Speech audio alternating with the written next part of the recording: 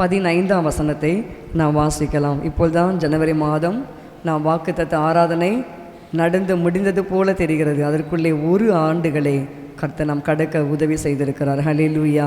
இன்னும் 3 தினங்கள் தான் இருக்கிறது. ஆனால் கர்த்தர் பாருங்கள், எவ்வளோ நல்ல தேவன், எவ்வளவு வேக வேகமாக இந்த 2025 முடிந்திருக்கிறது. எல்லாம் அவருடைய சுத்த கிருபைதான். ஹல்லேலூயா. வாசிக்கலாம். உபாகமம் 8ஆம் அதிகாரம் 15ஆம் வசனம். ஆமேன். உன்னுடைய பின் நாட்களில் உனக்கு நன்மை செய்யும் பொருட்டு உன்னை சிறுமைப்படுத்தி உன்னை சோதித்து கொள்ளிவாய் சர்ப்பங்களும் தேள்களும் தண்ணீர் இல்லாத வறட்சியுமுள்ள பயங்கரமான பெரிய வனாந்திர வழியாய் உன்னை அழைத்து வந்தவரும் உனக்காக பாறையான கண்மலையிலிருந்து தண்ணீர் புறப்பட பண்ணினவரும். எவ்வளவு அருமையாக இருக்கு பாருங்கள் இந்த வசனம். உன்னுடைய பின் நாட்களில் உனக்கு நன்மை செய்யும் பொருட்டு. அதுதான் இப்போ நம்ம தியானிக்க போகிறோம். நம்முடைய பின் நாட்கள், அதாவது 2026 தேவன் நமக்கு நன்மை செய்யும் பொருட்டு என்ன செய்திருக்கிறாரு? உன்னை சிறுமைப்படுத்தி. இந்த 2025 எத்தனையோ சிறுமையை நாம் கடந்து வந்திருக்கலாம். அந்த சிறுமைக்காக கர்த்தரை நாம் துதிக்க வேண்டும். அந்த சிறுமை நம் வாழ்க்கையில் வரவில்லை என்றால் நமக்கு நன்மையை நாம் பெற்றுக்கொள்ள முடியாது. எல்லாருடைய வாழ்க்கையிலுமே ஒரு சிறுமை வந்திருக்கும். அதுதான் இங்கே கர்த்தர் சொல்லுகிறாரு, சிறுமைப்படுத்தி உன்னை சோதித்து. அப்போ சிறுமைப்படுத்துவார், நம்மை சோதிப்பார், நம்மை டெஸ்ட் பண்ணுவார். நம்ம எப்படி இருக்கிறோம், விசுவாச வாழ்க்கையில் நம்முடைய காரியங்கள் எப்படி இருக்குது என்று சொல்லி டெஸ்ட் பண்ணுவார். ஏன் சிறுமைப்படுத்துகிறார்? பின் நாட்களில் நமக்கு நன்மை உண்டாயிருக்கும்படிக்கு. நமக்கு நன்மையானதை கர்த்தர் இந்த புதிய ஆண்டில் நமக்கு வைத்திருக்கிறார். அந்த நன்மையானத காரியங்களை நாம் பெற்றுக்கொள்ள வேண்டுமானால் கர்த்தர் சில நேரத்தில் நம்மை சிறுமைப்படுத்துவார், சில நேரங்களில் நம்மை சிட்சிப்பார். அது தகப்பன் கூட பாருங்கள், பிள்ளைகளை சிட்சிப்பார். தகப்பன் தாயை அந்த அளவுக்கு சிட்சிக்க மாட்டாங்க. சில வீடுகளில் தகப்பன் தான் பிள்ளைகளை, அப்பா வராருன்னு சொன்னவொடனே பிள்ளைங்கள்லாம் பயந்துருங்க. சில வீடு நீங்கள் பார்த்துருக்கீங்க இல்லையா?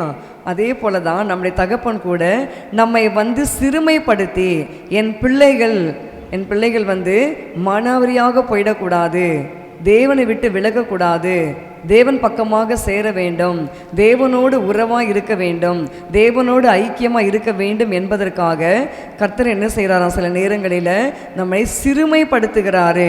அந்த சிறுமையெல்லாம் நமக்கு நல்லது என்று சொல்லி நாம் எடுத்துக்கொள்ள வேண்டும். அது நமக்கு ஆரம்பத்தில் நமக்கு கடினமாக தான் இருக்கும், ஆனால் பழகினவர்களுக்கு அது மிகவும் பிரயோஜனமாக இருக்கும். அதனால தான் நம்ம எபிரேயர் புத்தகத்தில் கூட அதை குறித்து நாம் வாசிக்கிறோம். ஆவிக்குரிய தகப்பன்மார்கள் நம்மை சிட்சிக்கும் பொழுது ஆரம்பத்தில் நமக்கு கடினமாக இருக்கும், அதுக்கு பிறகு தான் அதனுடைய விளைவுகள் நன்மை நமக்கு தெரியும் என்று சொல்லி வாசி பாருங்க. எபிரேயர் புத்தகத்தில் இருக்க அந்த வசனம் எடுத்தவர் வாசிங்க.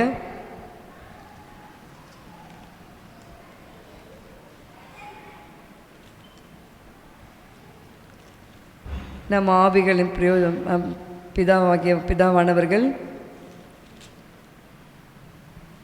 நம்மை சிட்சிக்கும் பொழுது அது நமக்கு பிற்காலத்தில் அது பிரயோஜனமாக தோன்றும். அப்படி இல்லை என்றால் நாம் இப்போ என்னவாக மாறிவிடுவோம்? வேசி பிள்ளைகளாக மாறிவிடுவோம். இல்லை ஞாபகம் இருக்குங்களா? எடுத்து வாசிங்க.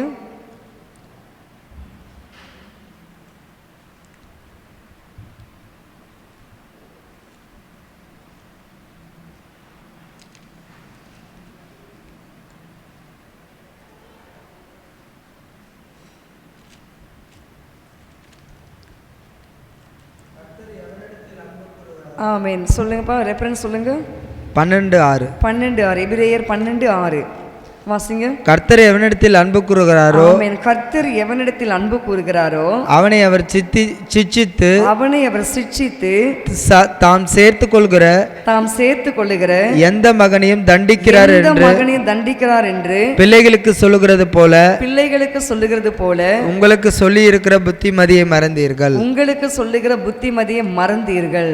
அப்ப நீங்க சிட்சையை சகிக்கிறவர்களா இருந்தால் தேவன் உங்களை புத்திரராக எண்ணி நடத்துகிறார். தகப்பன் சிட்சியாத புத்திரன் உண்டோ? எல்லாருக்கும் கிடைக்கும் சிட்சை உங்களுக்கு கிடையாதிருந்தால் நீங்கள் புத்திரனாய் இராமல் வேசி பிள்ளைகளாய் இருப்பீர்கள். அப்போ இன்றைக்கு நம்முடைய வாழ்க்கையில் சிறுமை மிகவும் அவசியம். அந்த சிறுமைப்படுத்தி தான் நமக்கு ஏன் சிறுமைப்படுத்துகிறார் என்றால், பின்னாட்களில் நமக்கு ஒரு நன்மை ஆயத்தப்படுத்துவதற்காக தான் சிறுமைப்படுத்துகிறாரு. அதற்காக தான் தாவீது பக்தன் 90ஆம் சங்கீதம் மோசே எழுதும்போது சொல்லுவார். 90ஆம் சங்கீதம் மாத்திரம்தான் மோசே எழுதுவார், மற்றது எல்லாமே ஆசாபு, ஏமான், தாவீது எழுதுகிறார்கள். இப்போ வாசிங்க 90ஆம் சங்கீதத்தில், சிறுமைப்படுத்த நாட்களுக்கு தக்கதாக, வெறுமை கண்ட வருடங்களுக்கு தக்கதாக சரியாய் மகிழ்ச்சியாக்கும். அப்போ நம்முடைய நாட்களில் கர்த்தர் சிறுமைப்படுத்தி இருப்பார். 2025 நம்மை சிறுமைப்படுத்தி கொண்டு வந்திருப்பார். 2026 அவருடைய நன்மைகளை நாம் அனுபவிக்க போகிறோம். ஆமீன் சொல்லலாமா? கர்த்தர் நல்லவர், அவர் கிருபை என்றும் உள்ளது. வாசிங்க, தேவரீர் எங்களை சிறுமைப்படுத்தின நாட்களுக்கும் நாங்கள் துன்பத்தை கண்ட வருஷங்களுக்கும் சரியாய் எங்களை மகிழ்ச்சியாக்குங்க. அப்பா, எங்களை சிறுமைப்படுத்தினீங்களே, 2025 நாங்கள் பட்ட அந்த சிறுமைக்கு தக்கதாக, 2025 நாங்கள் கண்ட வெறுமைக்கு தக்கதாக நீங்கள் என்ன பண்ண வேண்டும்? எங்களை கண்ட வருஷங்களுக்கு சரியாக எங்களை மகிழ்ச்சியாக்குங்க. நாங்கள் எவ்வளவு சிறுமைப்பட்டோமோ அதே அளவுக்கு எங்களை மகிழ்ச்சி என்ற பாதையில் நடத்துங்க. கர்த்தர் நடத்துவார். ஆமேன்னு சொல்லலாமா? அதுக்கு தான் இஸ்ரவேல் ஜனங்களை கூட 40 ஆண்டுகள் வண்ணாந்திரத்தில் அவர்கள் சிறுமை அடைந்தார்கள். இப்படி வந்து தொடுகிற மூக்கை இந்த இஸ்ரவேல் மக்கள் என்ன பண்ணாங்க? இப்படி சுற்றி கொண்டு வந்து இப்படி தொடுகிற அளவுக்கு மாறினார்கள். ஏனென்றால் அவர்களுடைய முறுமுறுப்பு, அவர்களுடைய பாவ கிரியைகள், அக்கிரமங்கள் தேவனுக்கு விரோதமாக இருந்தபடினால தான் இப்படி ஈஸியாக தொட வேண்டிய மூக்கை சுற்றி கொண்டு வந்து தொடுகிற அளவுக்கு மாறிவிட்டது. 40 ஆண்டுகள் அவர்கள் வண்ணாந்திரத்தில் அலைந்து திரிந்தார்கள். ஆனாலும் இரக்கமுள்ள தேவன் என்ன பண்ணினாரு? அவர்கள் கால்கள் வீங்கவும் இல்லை, அவர்கள் வஸ்திரம் பழசாய் போகவும் இல்லை என்று சொல்லி நாம் வாசிக்கிறோம். வாசிங்க, உபாகமம் புஸ்தகம் 8ஆம் அதிகாரம்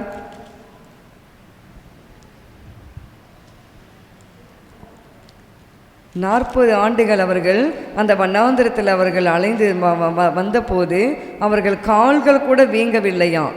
ஒரு நாளைக்கு நம்ம நடந்தாலே, ட்ரெயினில் போனாலே, அல்லது பஸ்ஸில் போயிட்டு வந்தாலே, காரில் போயிட்டு வந்தாலே நம்ம கால்கள் எல்லாம் வீங்கி விடுகிறது. ஆனாலும் இந்த ஜனங்கள் பாருங்கள், 40 ஆண்டுகள் அவர்கள் நடந்து நடந்து அவர்கள் கால்கள் என்ன செய்யவில்லையா? வீங்கவும் இல்லை. அவர்கள் வஸ்திரங்கள் கூட பழசா போகவில்லை.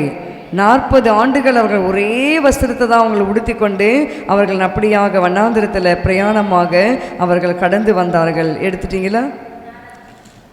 8ஆம் அதிகாரமா? வாசிங்க. உபாகமம் 8ஆம் அதிகாரம் 4ஆம் வசனம். இந்த 40 வருஷமும் உன் மேல் இருந்த வஸ்திரம் பழசாய் போகவும் இல்லை, உன் கால் வீங்கவும் இல்லை. ஆமேன்னு சொல்லலாமா? 3ஆம் வசனத்தை வாசிக்கலாமா? அவர் உன்னை சிறுமைப்படுத்தி உன்னை பசியினால் வருத்தி மனுஷன் அப்பத்தினாலே மாத்திரமல்ல கர்த்தருடைய வாயிலிருந்து புறப்படுகிற ஒவ்வொரு வார்த்தையினாலும் பிழைப்பான் என்பதை உனக்கு உணர்த்தும்படிக்கு நீயும் உன் பிதாக்களும் அறியாதிருந்த மன்னாவினால் உன்னை போஷித்தார். நம்முடைய தேவன் இரக்கமுள்ள தேவன், அருமையான தகப்பன். உபாகமம் 8ஆம் அதிகாரம் 3-4 பாருங்க, எப்படி மறைவான மன்னாவினால, அறியாத மன்னாவினால கர்த்தர் நம்மை போஷித்திருக்கார், நம்மை உணர்த்தினாரு. பசியினால வருத்தி, பசி அந்த இறைச்சி தேவைப்பட்டது இஸ்ரவேல் ஜனங்களுக்கு. ஐயோ, நாங்கள் வெறும் மன்னாவையே சாப்பிட்டு எங்கள் நாக்கெல்லாம் செத்து கிடக்குதே அப்படின்னு அவங்க இறைச்சிக்காக அவங்க என்ன பண்ணாங்க? கேட்டார்கள். கேட்ட மாத்திரத்தில் கர்த்தர் பாருங்க ஒரு கீழ்காற்றை அனுப்பி காடைகளை குவியலாக அனுப்பினார். அவ்வளோ நன்மைகளை பெற்றுக்கூட இந்த ஜனங்கள் திருந்தாத ஜனங்கள், வணங்கா கழுத்துள்ள ஜனங்கள். ஆனாலும் தேவன் பாருங்க இரக்கமுள்ள தேவன், அவர் என்ன பண்ணாரு? பசியினால் வருத்தி மனுஷன் அப்பத்தினால மாத்திரமல்ல கர்த்தருடைய வாயிலிருந்து புறப்படுகிற ஒவ்வொரு வார்த்தையினால் பிழைப்பான் என்பதை உனக்கு உணர்த்தும்படிக்கு நீயும் உன் பிதாக்களும் அறியாத இந்த மன்னாவினால் கர்த்தர் போஷித்தாரு. அந்த மன்னா விசேஷமான ஒரு ருசிகரமான மன்னா. அந்த மன்னா தினேஷ் வேதம் கொண்டு வந்திருக்கீங்களா? பிரிங்க, வேதத்தை பிரித்து பாருங்கன்னு, அப்போ தான் உங்களுக்கு தெரியும். அப்போ பாருங்கள், அந்த அறியாத வண்ணாந்திரத்தில் வரும்பொழுது அவர்களுக்கு தேவன் பார்த்தீங்கன்னா மன்னாவை கொடுக்குறாரு.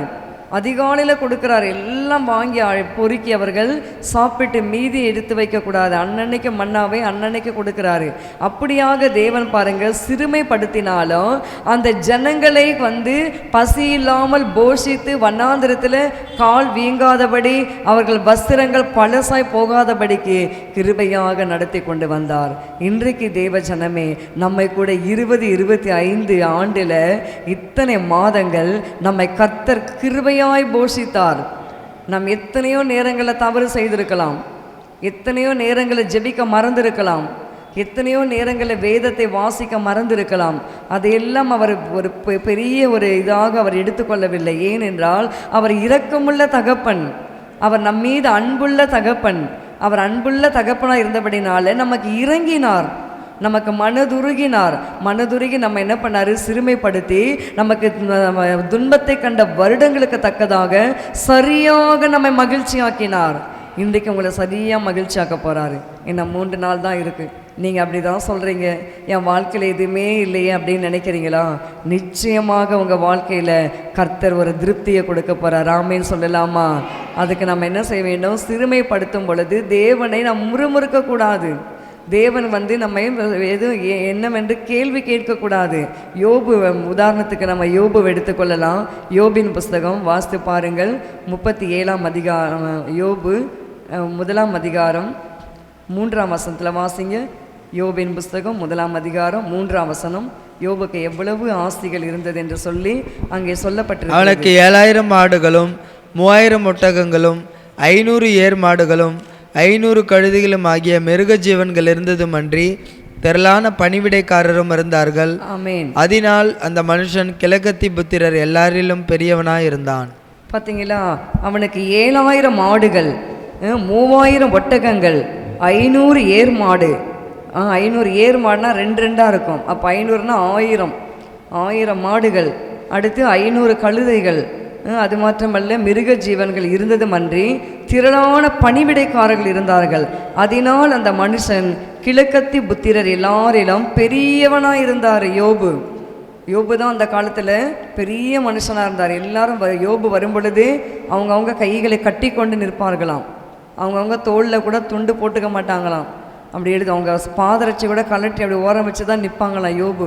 யோபு வரும் பொழுது அவ்வளோ பெரிய கிழக்கத்தி புத்திரெல்லாம் பெரியவனாக கர்த்தர் மாற்றி வைத்திருந்தார். அப்போ யோபு வாழ்க்கையில் ஒரு சிறுமை வந்தது. 42ஆம் அதிகாரம் வாசித்து பாரு. அதே 2ஆம் அதிகாரத்தில் வாசிங்க. 2ஆம் அதிகாரத்தில் 21 வாசிங்க. 1ஆம் அதிகாரம் 21.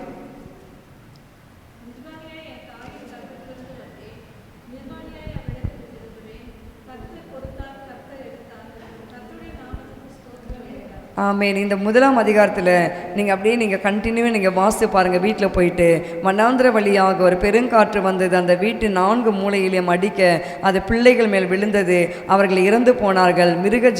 18 வாசிக்கிறோம். இப்படி பேசி கொண்டிருக்கையில் வேறொருவன் வந்து, குமாரர் நம்முடைய வீட்டில் எல்லாம் புசித்து குடிக்கும் போது பிள்ளைகள் இறந்து போனார்கள், இப்படியே பவுஞ்சாக வந்து ஒட்டகங்கள்லாம் ஓட்டிக்கிட்டு போயிட்டாங்க, அப்படி இப்படின்னு சொல்லி எல்லாரும் ஒவ்வொருத்தராக சொல்லுவார்கள். 1ஆம் அதிகாரத்தில் வீட்டில் போய் நீங்கள் நிதானமாக வாசித்து பாருங்கள். சிறுமை. யோபுவை ஏசப்பா என்ன பண்ண? தேவன் சிறுமைப்படுத்தினார். அப்போ தேவன்கிட்ட பிசாசு பர்மிஷன் கேட்டான். அதனால தான் பர்மிஷன் கொடுத்து, என் தாசனாகிய யோபுவை நீ தொடுற, பரவாயில்ல, நீ தொட்டாலும் என் தாசனாகிய யோபு என்னை ஒரு நாளும் மறுதளிக்க மாட்டான், என்னை ஒரு நாளும் குறை சொல்ல மாட்டான். நீ சிறுமைப்படுத்த நினைக்கிறல்ல, சரி, அவன் ஜீவனை மாத்திரம் தொட உனக்கு நான் அதிகாரம் கொடுக்கல, மற்றதை எல்லாவற்றையும் தொட்டு பாரு. அப்பொழுதும் யோபு தன் வாயினால் எந்த பாவம் செய்ய மாட்டார், என்னை மறுதளிக்கவே மாட்டார் என்று சொல்லி தேவன் யோபு குறித்து சாட்சி சொல்கிறாரு. இன்றைக்கு தேவன் நம்மை குறித்து அப்படி சாட்சி கொடுக்க வேண்டும். என் மகன் எவ்வளோ சிறுமைப்பட்டாலும், ஒன்றுமே இல்லைனாலும், காசே கையில் இல்லைனாலும், சாப்பாடே இல்லை என்றாலும், வஸ்திரமே இல்லை என்றாலும், என் பிள்ளைகள் என்னை ஒரு நாள் என்ன செய்ய மாட்டாங்க, குறை சொல்ல மாட்டாங்க என்று தேவன் நம்மை பார்த்து சாட்சி கொடுக்க வேண்டும். அப்படி கொடுக்க நம்ம ஒப்பு கொடுக்கலாமா? எத்தனை பேர் ஒப்பு கொடுப்பீங்க? வேலையே போயிடுச்சுன்னு வச்சுக்கோங்க, வேலையே போயிடுச்சு, என்ன இந்த கர்த்தர், ஐயோ இந்த கர்த்தராவது இந்த இயேசுவாவது அவ்வளோதான், சும்மா 4 பேர் மாதிரி நான் அப்படியே போயிட்டு பின்னாடி உட்காந்து நான் வந்துடுவேன், அவ்வளோதான்ப்பா. அப்படி இருக்குமா? இல்லை, எப்படி நம் வாழ்க்கை சொல்லுங்கள், யோசித்து பாருங்கள். தேவன் நம்மை சிறுமைப்படுத்துகிறார் என்று சொன்னால் எதற்காக சிறுமைப்படுத்துகிறார்? பின்னாட்களில் நமக்கு ஒரு நன்மை உண்டாக போகிறது. யோபு நினச்சிருப்பாரா?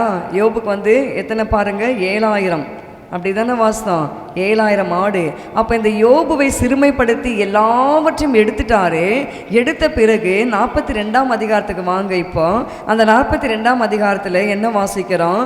அந்த 7000 அந்த ஆடுகளுக்கு பதிலாக 14,000 ஆடுகளை கர்த்தர் கொடுத்துருக்கிறாரு.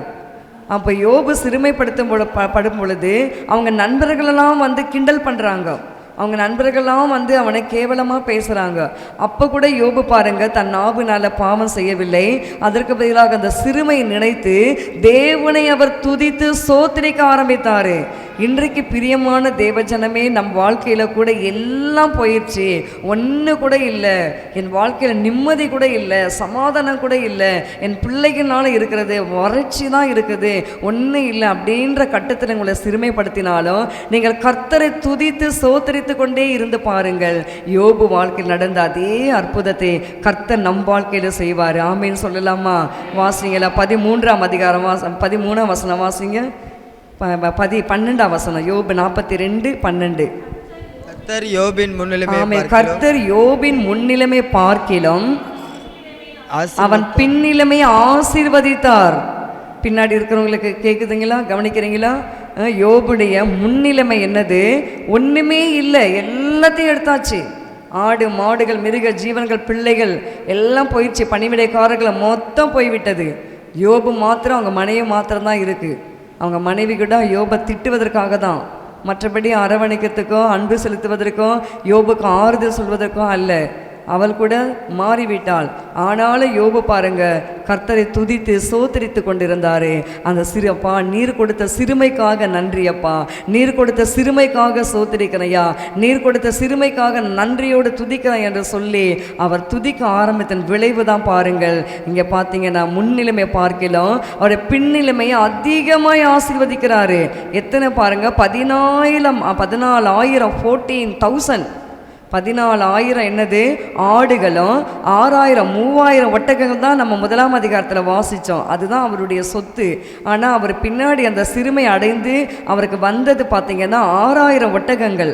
அடுத்து பார்த்திங்கன்னா 1000 ஏர் மாடுகள். 500 தானே இருந்துச்சு, இப்போ 1000ஆக மாறிவிட்டது.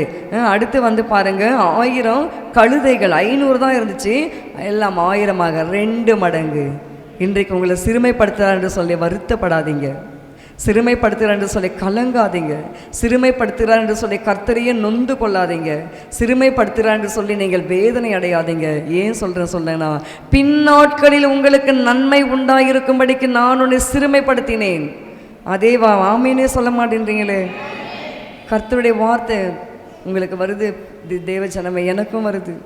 எனக்கும் நான் கர்த்தர்கிட்ட கேட்டேன், அப்பா என்னையே நீங்கள் சிறுமைப்படுத்திருக்கீங்க, நீங்கள் புதிய 2026 எனக்கு எல்லாவற்றையும் யோபு மாதிரி எனக்கு திருப்பி கொடுங்க ஐயா அப்படின்னு சொல்லி நானும் கேட்டுக்கொண்டிருக்கிறேன். உங்கள் வாழ்க்கையில் கூட சிறுமை வருகிறதா, போராட்டங்கள் வருகிறதா, பிரச்சனைகள் வருகிறதா, அடிக்கடி தொந்தரவு வருகிறதா? கவலைப்படாதீங்க, என்கிட்ட ஒன்றுமே இல்லை, என் வருமானம் நான் சாப்பிட முடியலையே, என் வருமானத்தை நான் சாப்பிடாம என் வட்டிக்காரன் தானே சாப்பிட்றான் அப்படின்னு நீங்கள் நினைக்கிறீங்களா?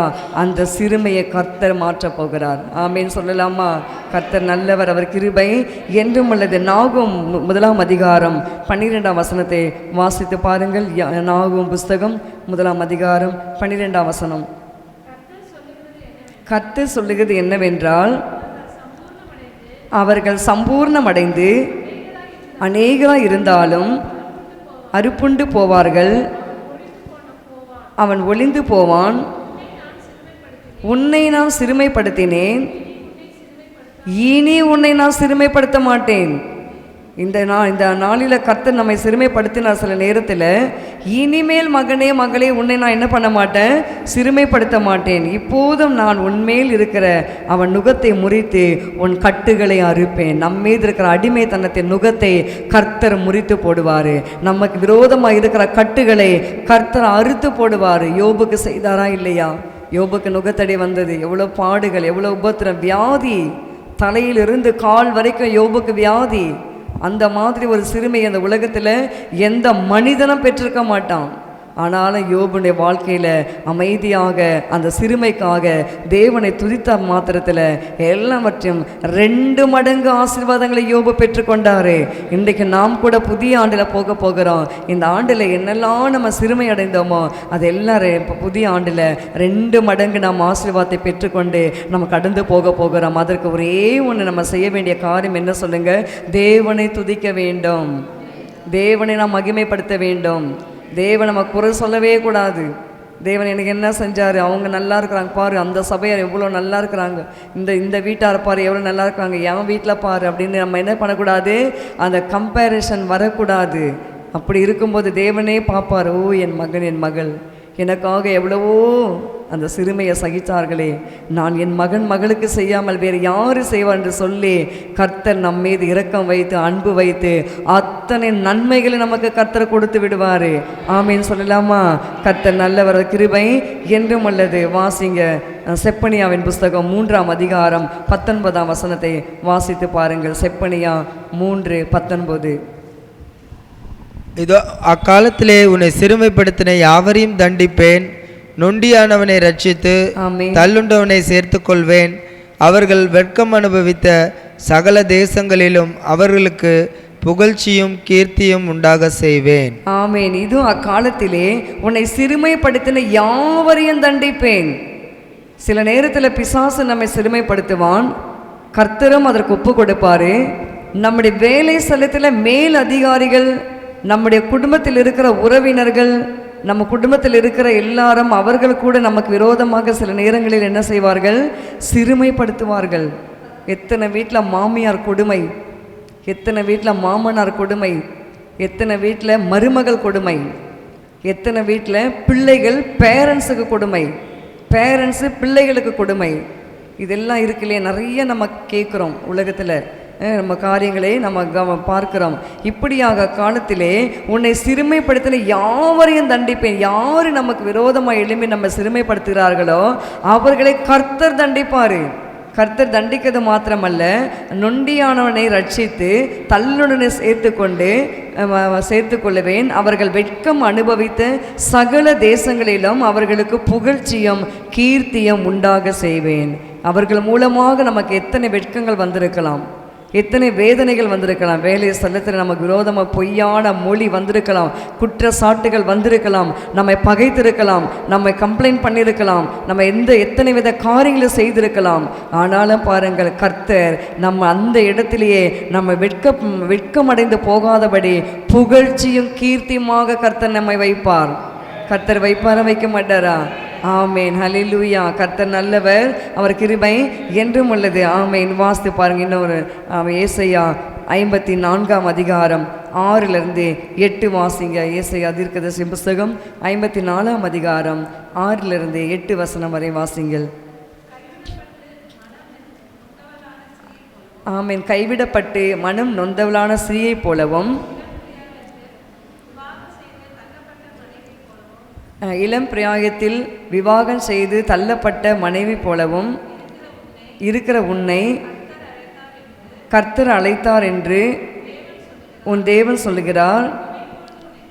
இமைப்பொழுது உன்னை கைவிட்டேன், ஆனாலும் உருக்கமான இரக்கங்களால் உன்னை சேர்த்து கொள்ளுவேன். அற்பகாலம் மூண்ட கோபத்தினால் என் முகத்தை இமைப்பொழுது உனக்கு மறைத்தேன், ஆனாலும் நித்திய கிருபையுடன் உனக்கு இறங்குவேன் என்று கர்த்தராகிய உன் மீட்பர் சொல்லுகிறார்.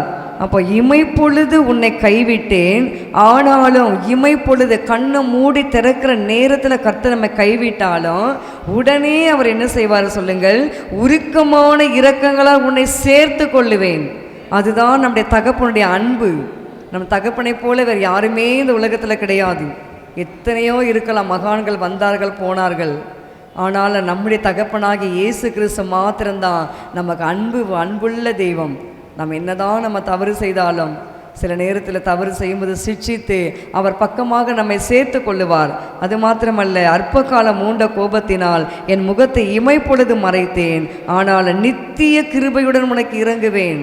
நித்திய கிருபை உனக்கு நான் இறங்கி அடுத்து என்ன செய்வார் என்று கர்த்தராகிய உன் மீட்பர் சொல்லுகிறார். இன்றைக்கு நம்மளுக்கு தேவன் நம்ம இரக்கம் செய்யலையே, எனக்கு ஒரு நன்மை கூட இல்லையே என்று சொல்லி நீங்கள் ஒருவேளை வேதனையோடு வந்திருக்கலாம், ஒருவேளை நீங்கள் கண்ணீரோடு பாரத்தோடு இருக்கலாம். நான் எவ்வளவு நான் இருக்கிறேன், நான் எவ்வளோ நான் கர்த்தருக்காக நான் கர்த்தரை துதித்தேன், நான் கர்த்தரை மகிமைப்படுத்தினேன், நான் எவ்வளோ காரியம் செஞ்சேன், என் குடும்பத்தில் என்னுடைய வாழ்க்கையில் இப்படியாக இருக்கிறதே, நான் என்ன செய்வேன் என்று சொல்லி நீங்கள் மனம் நொந்து இருக்கலாம். நீங்கள் மனம் நொந்து இருக்கிற உங்களை பார்த்து தான் கர்த்தர் சொல்கிறாரு, பின் நாட்களில் உங்களுக்கு நன்மை உண்டாயிருக்கும்படி உன்னை நான் சிறுமைப்படுத்தினேன், இனி நான் உன்னை சிறுமைப்படுத்த மாட்டேன். இனி உன் வாழ்க்கையில் சிறுமையே கிடையாது. இனிமே உன் வாழ்க்கையில் எல்லாமே லாபம்தான், எல்லாமே உங்களுக்கு மகிழ்ச்சியான காரியங்கள் தான், எல்லாமே உங்களுக்கு நன்மையான காரியங்கள் தான். கர்த்தர் அப்படியாக செய்து நம் குடும்பங்களை ஆசீர்வதிக்க போகிறார். 36:6 வாசிங்க. யோபின் புஸ்தகம் 36:6. யோபு 36:6.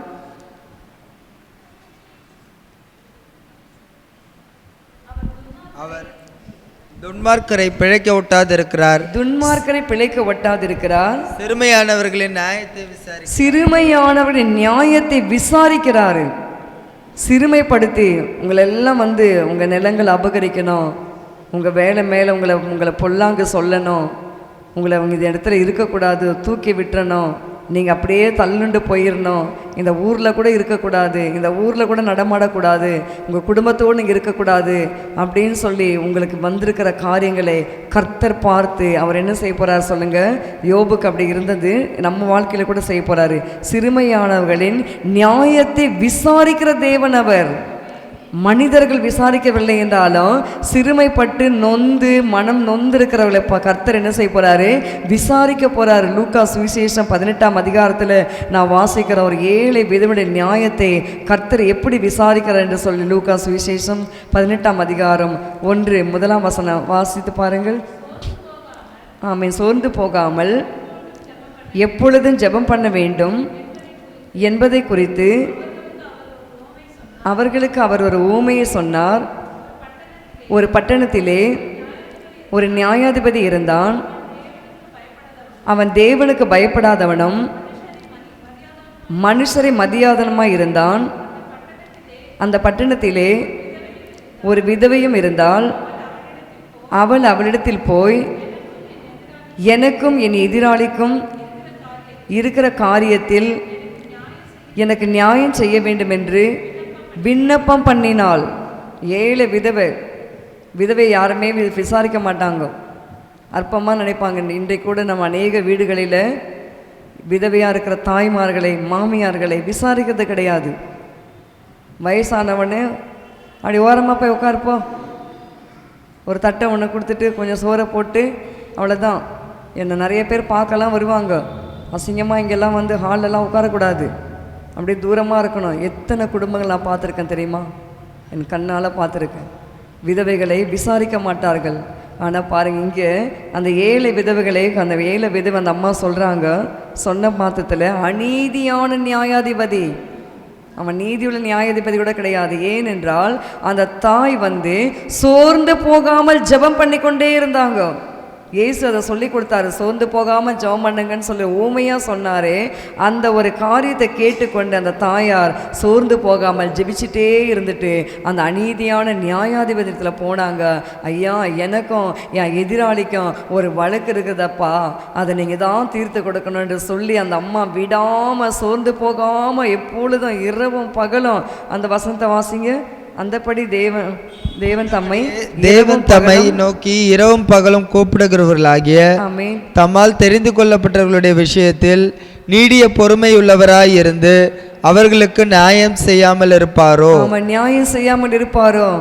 விதவைகளை ஒடுக்குறாங்களா? சிறுமையானுடைய நியாயம் உங்களை ஒடுக்குறாங்களா? நீங்கள் சிறுமையானவங்க, நீங்கள் பணக்காரங்க, நீங்கள் ஏழைங்க, நீங்கள் எளியவருங்க, நீங்கள் அப்படி பண்ணுறங்க அப்படின்னு சொல்லி உங்களை ஒடுக்கினாலும் கர்த்தர் இந்த புதிய ஆண்டில் உங்கள் நியாயத்தையெல்லாம் அவர் விசாரிக்க போகிறாரு. ஆமேனே சொல்ல மாட்டேன்றீங்களே? நிச்சயமாக விசாரிப்பார். பின்னாடி இருக்கு காது கேட்குதுங்களா? கீதாவா பின்னாடி? ஆமாம், கேட்குதுங்களாம்மா? ஆமாம். வசனம் பைபிள் கொண்டு வந்திருக்கீங்களா? பைபிளை கொண்டு வந்தீங்கன்னா வசனத்தை பாருங்கள். கர்த்தர் உங்களோடு பேசுகிறார். ஒவ்வொருட கர்த்தர் பேசுகிறார். ஆவியானவர் பேசுகிறார். நியாயத்தை விசாரிக்க போகிறார். நம் காரியம் இப்படியே இருக்காது, நம் குடும்பம் இப்படியே இருக்காது. நம்மை பார்த்து எத்தனை பேர் ஏளனமாய் நினைத்தார்களோ, நம்ம இந்த இடத்துல இருக்கக்கூடாதுன்னு வெட்கப்பட்டு போக வேண்டும் என்று எத்தனை பேர் நினைத்தார்களோ, அத்தனை கண்களுக்கு முன்னதாக கர்த்தர் நம்மை கீர்த்தியும் புகழ்ச்சியுமாக கர்த்தர் வைக்க போகிறாரு. அதுக்கு தான் இப்போ நம்ம சிறுமைப்படுத்துகிறார். அந்த சிறுமைப்படுத்த நல்லது என்று சொல்லி நாம் எடுத்துக்கொள்வோமானால் கர்த்தர் நம் வாழ்க்கையில் அந்த ஏழை விதவைக்கு நியாயம் செய்தது போல நாம் ஒவ்வொருக்கும் கர்த்தர் நியாயம் செய்வார். 119 சங்கீதத்தில் தாவீது என்ற பக்தர் சொல்லுகிறதை நாம் வாசிக்கலாம். வாசித்து பாருங்கள். 119 சங்கீதம் 71 வாசிங்க. 119 71.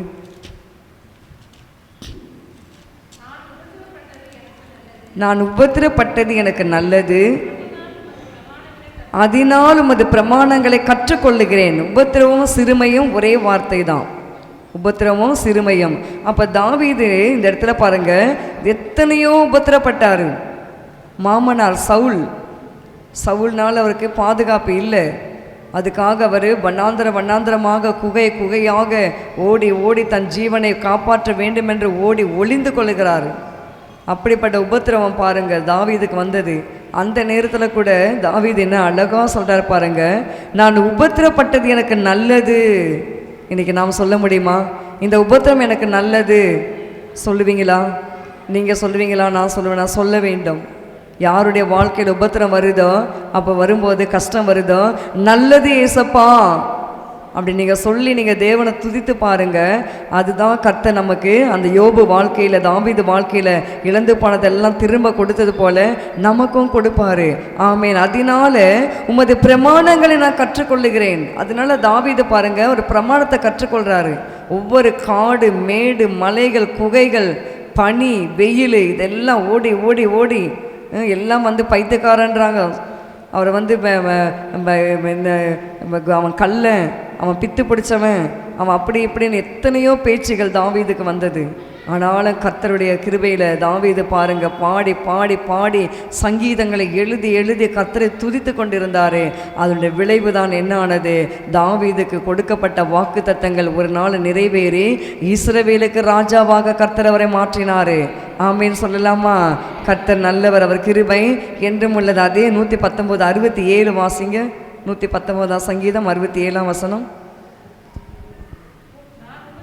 நான் உபத்திரப்படுவதற்கு முன் வழி தப்பி நடந்த உபத்திரம் நம் வாழ்க்கையில் வரவில்லை என்றால், சிறுமை நம் வாழ்க்கையில் வரவில்லை என்றால் நாம் வழி தப்பி நடந்து போயிடுவோம்.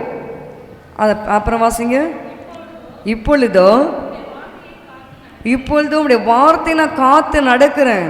நமக்கு அவ்வப்போது சிக்ஷை வருவது நல்லது, அவ்வப்போது நமக்கு சிறுமை வருவது நல்லது, உபத்திரம் வருவது நல்லது. இல்லை என்றால் நாம் வழி விலகி ஓடி விடுவோம், அந்த ரட்சிப்பையே நாம் இழந்து விடுவோம். அதற்கு தான் கர்த்தர் அடிக்கடியாக நம்மை சிட்சித்து நம்மை பரிசுத்தமாக்குகிறாரு. ஆமென், அல்லேலூயா. 2 கொரிந்தியர் 7 அதிகாரம் 6 வசனத்தை வாசிங்க. 2 கொரிந்தியர் 7:6. 2 கொரிந்தியர் புஸ்தகம் 7 அதிகாரம் 6 வசனம். ஆகிலும் சிறுமைப்பட்டவர்களுக்கு ஆறுதல் செய்கிற தேவன் தீத்து வந்ததினாலே எங்களுக்கு ஆறுதல் செய்தார். ஆமென். சிறுமைப்பட்டவர்களுக்கு ஆறுதல் செய்கிற தேவன் தீத்து வந்ததினாலே எங்களுக்கு ஆறுதல் செய்தார். அப்போஸ்தலனாகிய பவுல் இந்த இடத்துல சொல்லுகிறார் பாருங்க, சிறுமைப்பட்டவர்களுக்கு ஆறுதல் செய்கிற தேவன். சுவிசேஷத்தின் நிமித்தம் அநேக சிறுமையை அப்போஸ்தலனாகிய பவுல், பர்னபா, சீலா, தீமோத்தேயு, ஒனேசிமு இப்படி பல பரிசுத்தவான்கள் சிறுமை அடைந்திருக்கிறார்கள். அநேக பாடுகள், அநேக உபத்திரவங்கள் இயேசுவை பற்றி சொல்லி, இயேசுக்காக அவன் நிற்கும் பொழுது சிறை அனுபவம், இயேசுக்காக நிற்கும் பொழுது அவர்களை கல்லால் அடித்தார்கள், இயேசுக்காக நின்று அவர்கள் சுவிசேஷத்தை அறிவிக்கும் பொழுது அவர்களை மலையிலிருந்து உருட்டி தள்ளினார்கள். செத்து போனது போல தூக்கி எறிந்தார்கள். இதில் இந்த சிறுமையெல்லாம் அவர்கள் கடந்து வந்து தான் அவர் என்ன சொல்ற பாருங்க, சிறுமைப்பட்டவர்களுக்கு ஆறுதல் செய்கிற தேவன். ஹல்லேலூயா சொல்லலாமா?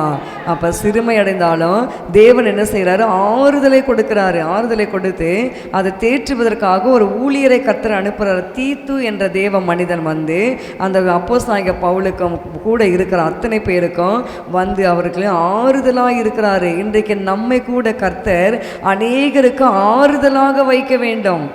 சிறுமைப்பட்டவங்களை பார்த்து நம்ம போய் கிண்டல் பண்ணி இவனுக்கு நல்லா வேணும், இவங்களுக்கு நல்லா வேணும் அப்படி என்று நாம் சொல்லக்கூடாது. அதனால தான் வசனம் சொல்லுகிறது, உன் சத்துரு விழுந்து போகும்போது நீ சந்தோஷப்படாதே. அதுக்கு பதிலாக நம்ம என்ன செய்ய வேண்டும், அவர்களுக்கு ஆறுதல் கொடுக்கணும். கலங்காதீங்க சிஸ்டர், கலங்காதீங்க பிரதர், இதெல்லாம் பெரிய விஷயம் இல்லை. கர்த்தர் உங்களுக்கு எல்லாம் திருப்பி கொடுப்பாரு. நீங்கள் வேணால் பாருங்கள், நீங்கள் கர்த்தரை மாத்திரம் பிடிச்சிக்கிங்க சிஸ்டர் பிரதர், உங்களுக்கு பாருங்கள் எப்படி கொடுப்பாரு. அப்படி நாம் என்ன செய்ய வேண்டும் சொல்லுங்கள், மற்றவர்களுக்கு நம்ம ஆறுதல் சொல்ல வேண்டும். ஆமீன் சொல்லலாமா? அதற்காக தான் கர்த்தர் நம்மை வைத்திருக்கிறாரு. கர்த்தர் பிரதர் சொன்னார் பார்த்தீங்களா, ஐயா இருந்திருந்தாரா என்னை சுவிசேஷகராக மாற்றி இருப்பார். உண்மையான வார்த்தை. இப்பவும் ஒன்றும் இல்லை. கர்த்தர் நிச்சயமாக பிரதரை ஊழியராக கர்த்தர் மாற்றுவார். அநேகருக்கு சுவிசேஷங்களை அறிவிக்கிற, அநேகரை கொண்டு வர, அநேக குடும்பங்களுக்காக ஜெபிக்க கர்த்தர் என்ன செய்ய போகிறாரு, கர்த்தர் வைக்க போகிறாரு. அவங்க தம்பி குடும்பங்களுக்காக அதிகமாக பிரயாசப்பட்டார். அதிகமாக எனக்கு தெரிந்து நிறைய பிரயாசப்பட பெண் பிள்ளைகள் ரொம்ப பிடிக்கும். அதனால் நியூ இயர், கிறிஸ்மஸ் ஆராதனை அந்த பிள்ளைங்களை எல்லாம் கொண்டு வந்து சந்தோஷப்படுத்தி அந்த பிள்ளைகளை ஒரு தகப்பனை போல, தகப்பன் கூட அப்படி செஞ்சிருப்பாரா எனக்கு தெரியாது, நான் பார்த்த மட்டத்திலும். ஆனால் அதிகமாக செய்தார். இன்றைக்கு அவரை நினைப்பதற்கு நேரம் இல்லை என்றாலும் ஒரு நாளில் கர்த்தர் நினைக்கும்படி கர்த்தர் செய்வார். அநேகருக்கு ஆறுதலை. அதுபோல் தான் குடும்பங்களுடைய உறவுகள் பலப்பட வேண்டுமானால் நாம் கூட குடும்பத்தில் உறவுகளுக்காக நாம் ஜெபிக்க வேண்டும், உறவுகளுக்காக ஆறுதல் சொல்ல வேண்டும். நான் உறவுன்னு சொல்லிட்டு நம்ம தடுத்து நிறுத்திடக்கூடாது. உறவுகளை நாம் கொண்டாடணும். நமக்கு உறவு வேணும். என்ன சொல்கிறீங்க? உறவு இருந்தால்தான் நல்லது. அதான் குடும்பம் ஒரு பல்கலைக்கழகம்.